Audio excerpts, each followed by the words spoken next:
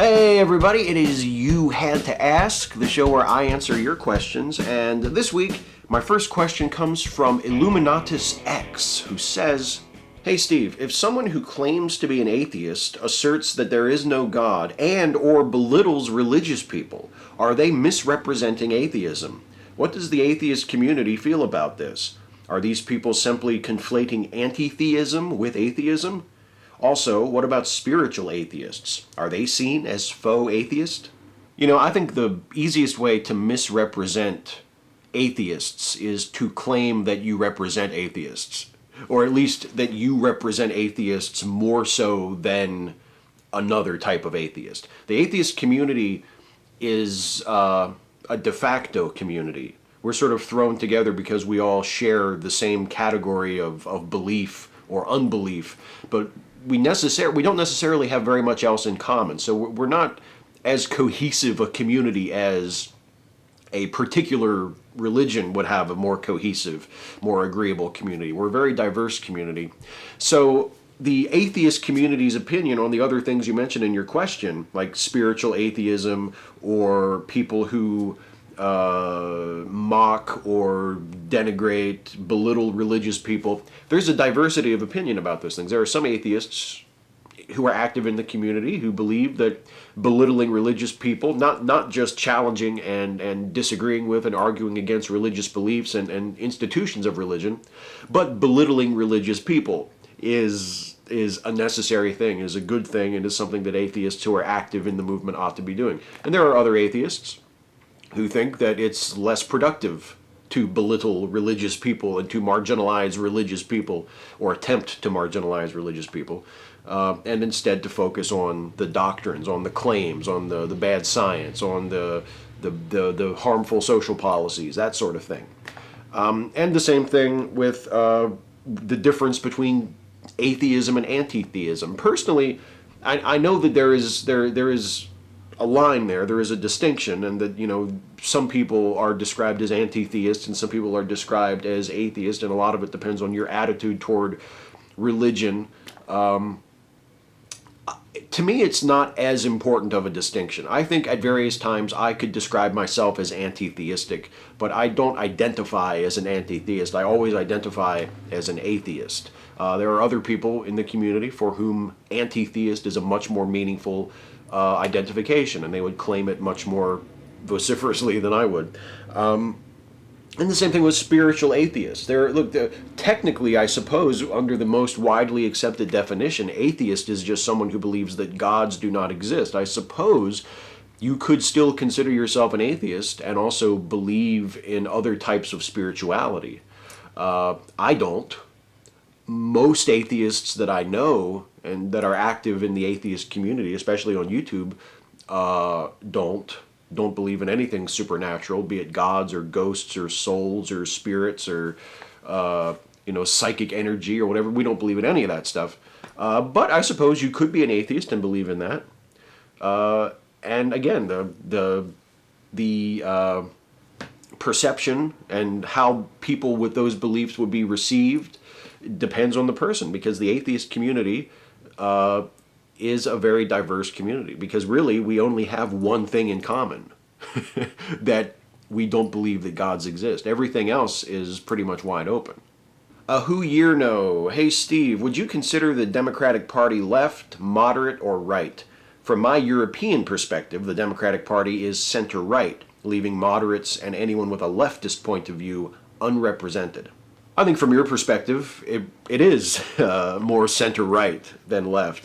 From an American perspective, relative to our political parties, I think the Democratic Party is center-left. It's certainly to the left of the Republican Party. It's of the two major parties, which unfortunately are the only really viable options American voters have in most elections. To me, if you are a liberal person, a progressive person, the Democratic Party is clearly the more palatable of the two.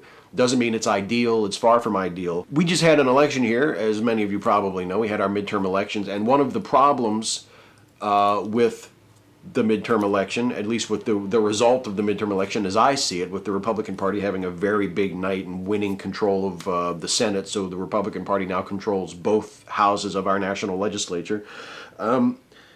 I bitched on Facebook for about 2 or 3 days about low voter turnout and people who could have voted but chose not to because they're too good for it. And, you know, the sort of, and my friend SiriusMined made an excellent video about the sort of the Russell Brand factor of people saying, you know, yeah, don't vote, it doesn't make a difference, you're just playing into their hands, it's just, it's a rigged game and blah, blah, blah. I can't tell you how much I loathe and detest that viewpoint and how much I blame people who could have voted and would have voted for progressive and democratic candidates, but didn't because they just felt like they were just above it.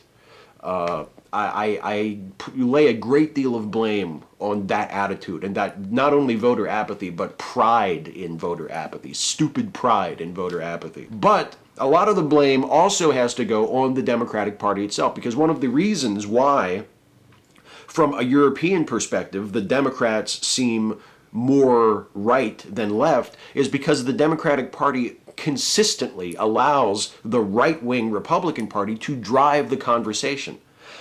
It's been, I don't even remember how long it's been since the Democrats and the leftist politicians have succeeded in moving the Republicans.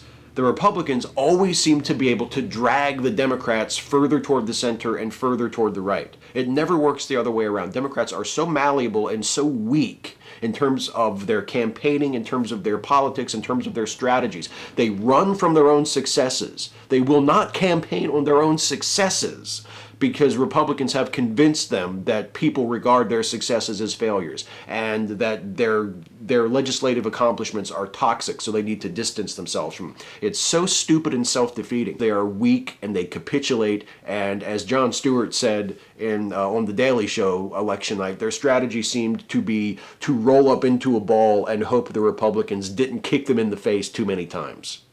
Randy Owens, hey Steve, you know how everyone upon hearing their voice says, I don't sound like that? I've got kind of an extreme case of that. I think I do have a legitimate speech impediment, and actually I think I sound rather like Stuffy, if you can believe that. No offense at all taken. This really hurts my self-image, at least, and I spend rather a bit of time wondering whether it leads people first meeting me to wonder whether I have a mental disability or something. So, as someone who works with their voice, 2 questions for you. Do you have any suggestions on how to get my voice less stuffy-like, preferably that don't involve spending considerable amount of money on voice coaching? And especially if there's not much to be done for that, how might I work on getting over it and my worries about its effects? Well, first of all, you're right, I do work with my voice a lot in these videos, but I just want to make it clear, I have never received professional voice coaching. I am not a formally trained vocalist or voice actor or anything like that in any way, so don't let me give anybody that impression. The best advice I could give you, Randy, is to record your voice and listen to it. And record your voice and listen to it over and over and over again. Record yourself talking normally, record yourself reading things, record yourself modulating your voice maybe in a way that you think might ameliorate the problem, make you sound a little less stuffy. Like to try things with your voice. Try to talk in different ways, in different tones, with different amounts of air going in or coming out. Holding your vocal cords a little tighter or a little looser. Not with your hand, obviously, because people will think you're crazy, but tightening your neck muscles, that sort of thing. And record yourself and listen to yourself. And get used to the sound of your own voice as it is heard from outside your head. And if you decide you need to try and make any adjustments to how you normally talk, do it using that as your guide. Maybe you do that already, I don't know. But that would be, as someone who has not been either a student or a teacher in vocal training, that's the best I can offer you, is record yourself, listen to yourself, and if you need to change anything, decide what changes to make and judge whether or not those changes have been successful by recording your voice and listening to it. Lord Devo, hey Steve, I have a question that I would appreciate you answering. I know you must get that a lot, but I really mean it. It's a bit of a long comment, but if you could read it, I'd really appreciate it. And I just want to make a note here to everybody watching that I did significantly edit Lord Devo's question here, as you can tell from the ellipses and such on screen. But I do encourage you to go to the comments page of You Had to Ask number 108, the previous video in the series, and read Lord Devo's question in its entirety as I'm about to answer it. So here's the truncated version. I sometimes find myself disagreeing with you over matters involving feminism. I have never been fond of feminism. I hate gender division, and really gender itself. It has been nothing but a constant source of pain in my life. And I think this hatred of gender division is what most strongly colors my opposition to feminism. I hate the attitude many feminists carry toward their opposition, and it often feels downright sexist in itself, even going so far as to sometimes belittle male-to-female transsexuals simply because at one point in their life they were male. I understand not all feminists are like this, but it seems that so much of the online feminist community is colored by this.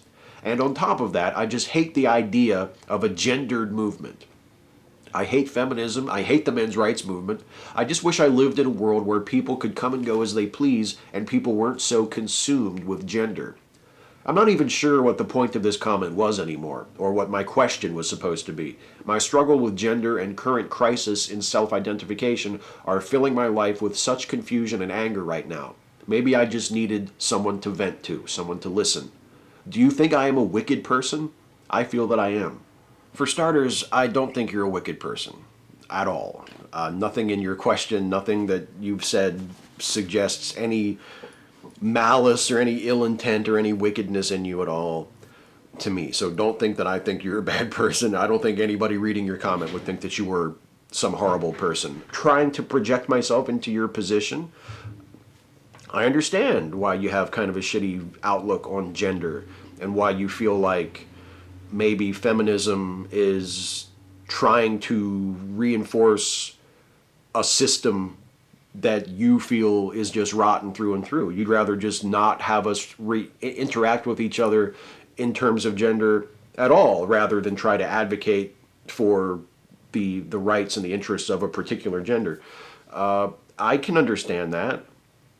I can understand why you would feel that way. I would only say to you in defense of feminism, and it's something you already know because you said it in your question, not all feminists are anti-male. In fact, most of the ones I know personally are not. Not all feminists are hostile to transgender people. I know there is definitely a strain of anti-transgenderism in feminism, and I think that's unfortunate, and I think that's something that, the sooner that goes away, the better.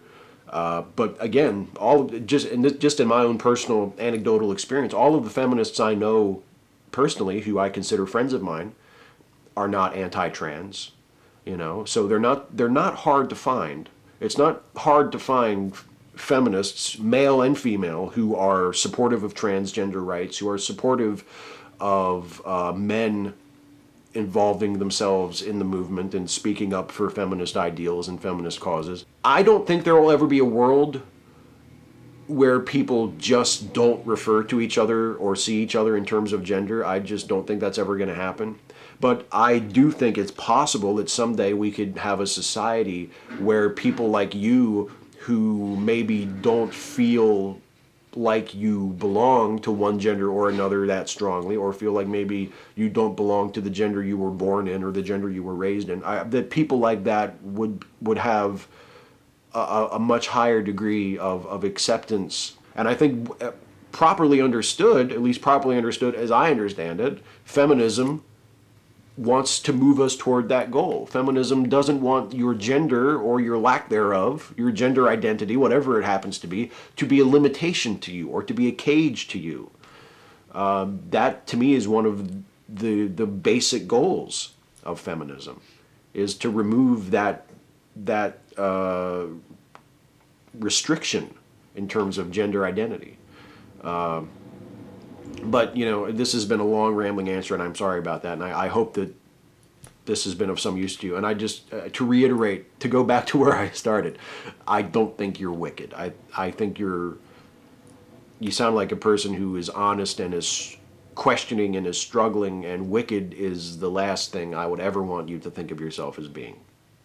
Winston Best. Hi, Steve. I just got to ask. Me and my boyfriend watch your videos all the time, and I really admire you, so it would be awesome if you could give me some advice on this YouTube video I'm trying to make. Basically, I have something big to say, and for me, it's bigger than anything I've ever had to say in my whole life. I'm trying to write it out and figure out what it is I'm trying to say and how I'm trying to say it. But because it's such an emotional issue for me, I'm finding it hard to separate myself from it and stick to what needs to be said. Not only that, but there is just so much to say. What advice would you have for someone like me? Thanks, Steve. Well, one thing you could try, if your problem is that there's just so much to say and you just can't stop, you end up writing and writing and writing and it just goes on forever. One thing you could try is giving yourself a word limit. And then just write. Just write your first draft, make it as long as it needs to be, right until you're done writing, and then you edit. You cut it. You rip stuff out. You be ruthless. You be heartless. You edit with an eye for the finished product, not an edit for being precious about preserving as much of your sweet, wonderful words as possible. I know from my own experience, when I do the 5 Stupid Things videos that usually wind up between 5 and 6 minutes, my word limit for scripts on the 5 Stupid Things videos is 700 words. I do not do a 5 Stupid Things video with a script that is any longer than 700 words. So everything I have to say about all 5 of those things, the total is 700 words. Again, first draft, anything goes. Write it until you're done writing. Write it until you're fucking dry.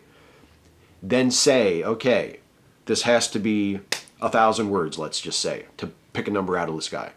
But I've written 3,000 words. Okay, I'm going to have to do some editing here. And then you start rewriting, you start cutting, you start revising, you start editing, you start shortening sentences, you start cutting stuff out that doesn't need to be there. You start looking for repetition that you can eliminate. It may turn out to be a very arduous process. But if you're worried about, writing ahead of yourself and getting too emotional and not being able to separate yourself from the content and getting in your own way and all these things that you mentioned in your question, that's the process I would recommend to you. Cinema Nerd 14. Hey Steve, I was watching your 28 Days Later review the other day, and ever since it brought back this confusion of mine about genre movies. How exactly does one go about to define something as a genre picture? Are genre pictures defined by their contrivances or tropes strung throughout a film narrative? Also, when you spoke on genre pictures, you cited how critics tend to have a prejudice against them. Why is this the case? Don't all movies have a genre? Is it that genre pictures are meant to fulfill specific concepts and evoke certain emotions? When we talk about genre movies in the sense that I was talking about them in my 28 Days Later review, you usually mean a movie that very clearly falls into a particular genre, and it's a genre that is generally regarded as not as artistic, let's say, not as literary, not as high-minded and filmic as your typical Oscar movies, your typical Best Picture winners. So horror movies, science fiction movies, often like crime movies, detective movies, that sort of thing. Suspense movies. Those are generally what are called genre pictures. And yeah, I think you've got it. It's because they tend to have they have identifying tropes that mark them as being part of a particular genre. A horror movie, there are particular tropes that make something a horror movie. There's a perception, often an accurate one, that movies that we call genre pictures are more interested in hitting those expected beats than doing something artful, doing something creative, telling us a story about a particular setting or a particular character or a particular experience. They're more interested in, okay, we got to have a scare here, here, here. We got to have this happen. We got to have this happen. Now we got ourselves a good horror movie. They're regarded as being more slaves to formula than trying to tell a really creative, interesting, original story.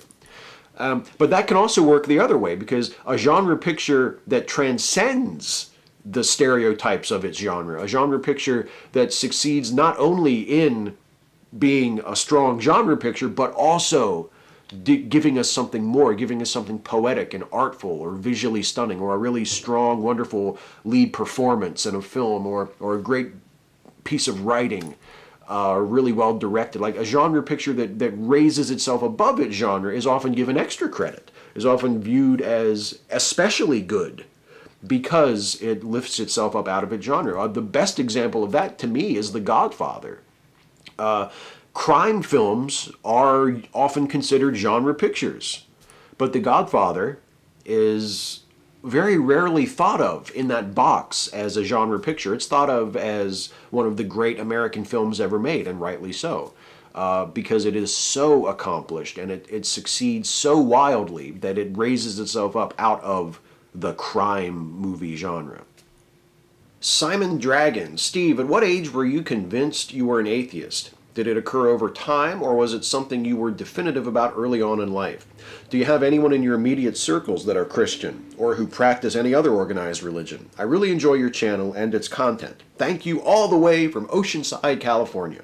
I always had doubt. I don't think I ever really truly believed that God existed. I could never bring myself to have a true, honest, down to my bones belief that God existed. So in that sense, I've always been an atheist. But I didn't identify as an atheist. I didn't admit to myself and to other people that I was an atheist until maybe 4 years ago, something like that, around the time I started this YouTube channel. So it was, and there wasn't a particular event that, forced me into atheism, or that clicked the lights on and made me realize, oh shit, there's no God. I always sort of felt that, but it was a gradual process of coming around to accepting that and being open about that and putting that front and center in my identity and how I thought of myself and how I represented myself to other people. There are lots of people in my life who are Christians. In fact, most people in my life are Christians of some stripe or another. In my family, in my wife's family, in my circle of friends, there are people, in circle of friends, both in real life and on the internet. There are people who would identify themselves as Christians of one type or another, and I get along great with most of them. I don't think they're on the right track in terms of their religious beliefs, but we have lots of other stuff in common, and they're great people. And I think that interaction with them and that knowledge that I have many people in my life who I love and respect on all kinds of levels very deeply and would not want to do without, informs how I present my atheism and how I present my opposition to religion on this channel. I think it's a good thing. But no, to answer your original question, there was not a single moment where I realized, I was an atheist. I didn't have like that, light bulb, thunderbolt moment.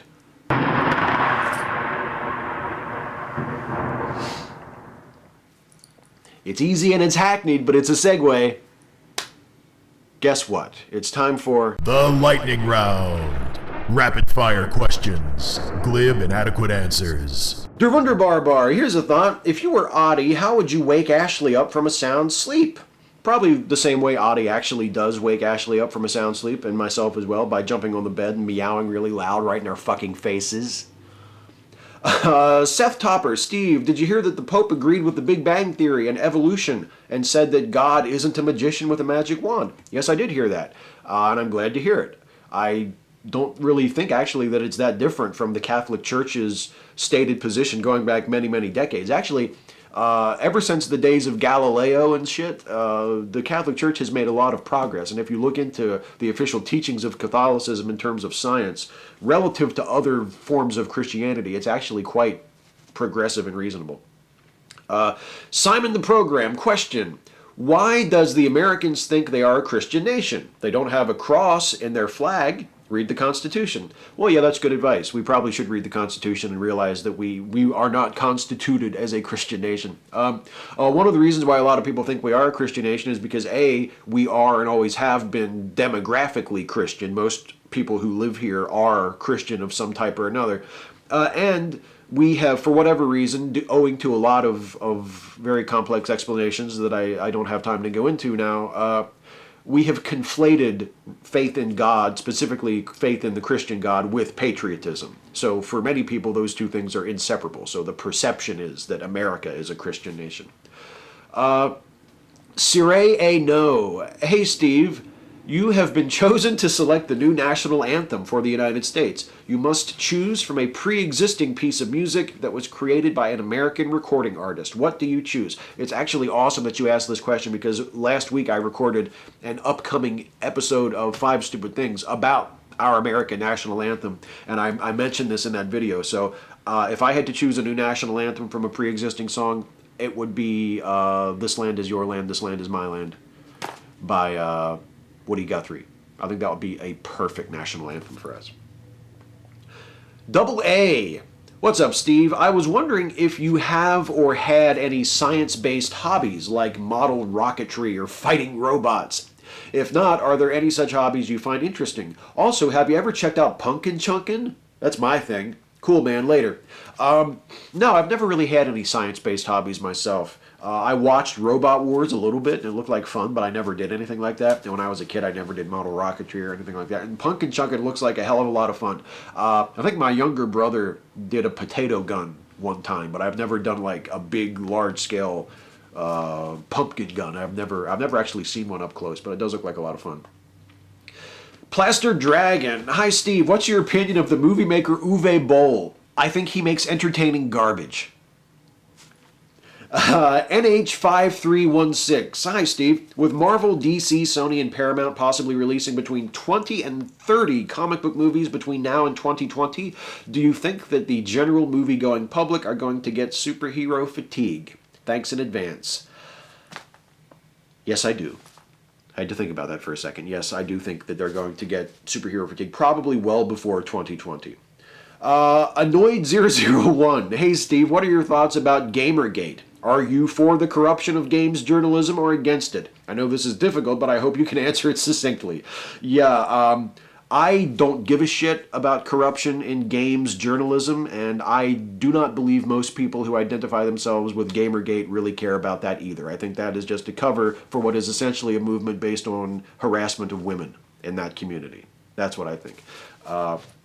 And the supposed issue of corruption and ethics in gaming journalism means absolutely nothing to me. I could not care less about that. Just like I couldn't care less about ethics in Hollywood journalism, entertainment journalism. Who fucking cares? Nuno001, lightning round questions. Best, Wrath of Khan or Empire Strikes Back? Ooh, that's a tough one. Empire Strikes Back. Worst, Star Trek Nemesis or Attack of the Clones? Attack of the Clones. As much as I hate Star Trek Nemesis, I think Attack of the Clones is way, way, way worse. So there you go. That's the lightning round, everybody. That was the last question. Before I get out of here, though, I'm going to do a shout-out, as always. And the shout-out this week goes to LjonYT. Now, those of you who have not watched Lisa's channel before, LjonYT, the first time you watch one of her videos, you may notice how level-headed and soft-spoken and reasonable she is, and you might say to yourself, wait a minute, Steve has led us astray. This person cannot possibly be an atheist YouTuber. I assure you she is. She's a very welcome, very valued member of our atheist YouTube community, at least from where I sit. Lisa, LjonYT, has been making YouTube videos for years. She's not as active as she used to be. Her last video, I think, went up in September. But she has a nice backlog of content that you should check out if you are not familiar with LjonYT. Excellent, excellent stuff. She was previously a Christian, a member of, I think, the International Church of Christ. And she has thoughts on her experience in that institution and how she came out of that and how she came from Christianity to leaving that behind. She has interesting things to say about the atheist community and how we interact with each other and with religious folks. She's just a really excellent, excellent, very insightful, very intelligent, well-spoken, very welcome, level-headed voice in our community. And I enjoy her videos, and she's been on my shout-out list for quite a while, and now she gets a shout-out. And very well deserved. And check out her channel. She only has maybe, I think, like 2,000 or so subscriptions. Deserves way, way, way more than that. So check out LjonYT, and if it's your thing, subscribe to her. Highly, highly recommended from me. So that's it for this week, everybody. I will be back next week to do this all over again. Provided, of course, as always, that you ask me some questions. So leave a comment on this video and ask me your question, which I will then answer, perhaps, in the next video. Ask me anything about anything. Nothing is too serious, nothing is too silly, and I will answer as many of them as I possibly can in the next video. So I will see you guys in the next video, and until then, take care, everybody.